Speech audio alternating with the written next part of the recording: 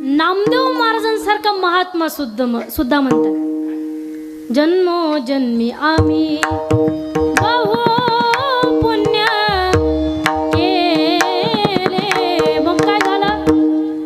तेव्हा या विठ्ठले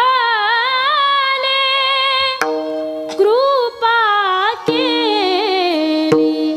जन्माजन्मांतरीचं पुण्य झालं तेव्हा देवाने आमच्यावरती कृपा केली. मग आपणही फार भाग्यवान आहात. ज्ञानोबराय सुद्धा म्हणतात, बहुत सुकृताची जोडी म्हणून विठ्ठली आवडी. फार पुण्य लागतं तेव्हा देवाविषयी आवड निर्माण होती. बघा या ठिकाणी हे मानवी शरीर मिळण्यासाठी पुण्य लागतं.